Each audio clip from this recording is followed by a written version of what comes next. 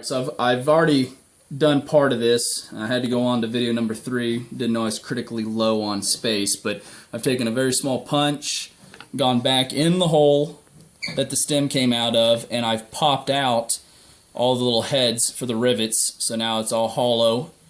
At this point, I'm ready to go ahead and take my center punch, put it in these holes, and start mushrooming these back open a little bit so I can pound them flat.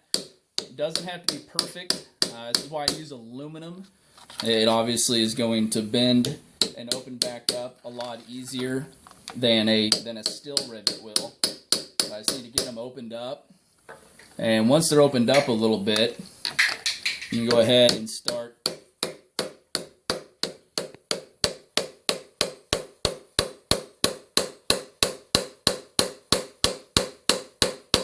mushing those nice and flat and getting them all set up to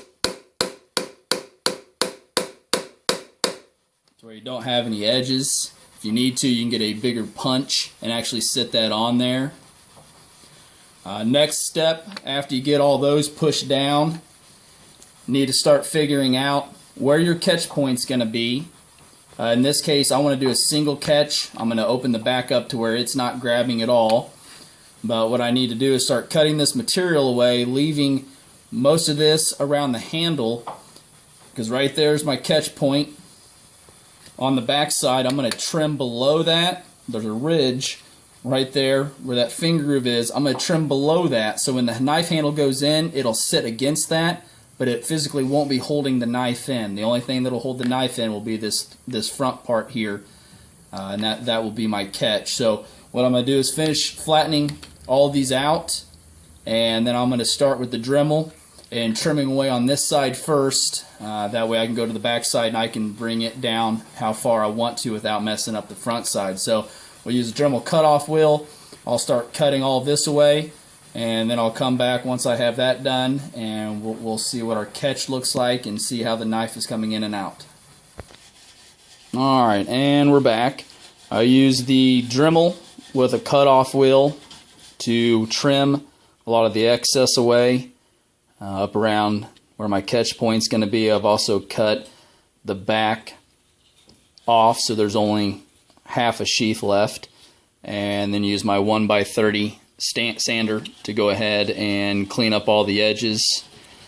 The only thing left to do now, I'm going to put a small sanding wheel in the Dremel and come in here, and I'm going to thin these areas down where it slides in. The handle will slide past this to get to the catch point.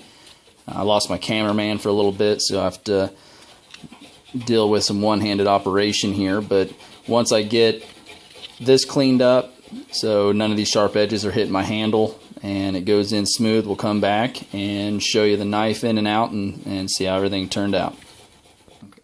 Alright, we're about 20 to 30 minutes into the sanding process with the 1x30 belt sander, and I've also been using a Dremel with a small sanding wheel on it. Had to get in here, clean up this area a little bit and thin it down so that when I put the knife in, the handle hits a pretty good ramp and it doesn't want to dig into my wood handle, so I've softened that up. We're in a pretty good place right now. Still got a little bit of fine tuning to go, but for now it slides in, it locks, knife won't come out. Once I clean up in here a little bit for the ricotta to slide by, it'll go in and out a lot easier. But for where we're at now, not bad. Like I say, right in here, I don't know how well you can see that, I need to get a small piece on the Dremel and get in there and clean that out. The ricotta wants to hit when I slide in, it's wanting to dig right there, so I'm just going to go in there with a small, probably just a metal working tool, and clean that out and round it out and open it up so that it's not wanting to catch the ricotta. But I think we're in a pretty good place. The back is completely open. You'll be able to mount that to your pack or just leave it in your pack like that if you want to use it. It pops right out. It's going to have a lot of dust on it for a while until all the sanding dust gets out, but we're in a pretty good spot. So leave us your comments. Let us know what you think. If you have any questions, I'd be happy to answer for you. Thanks a lot.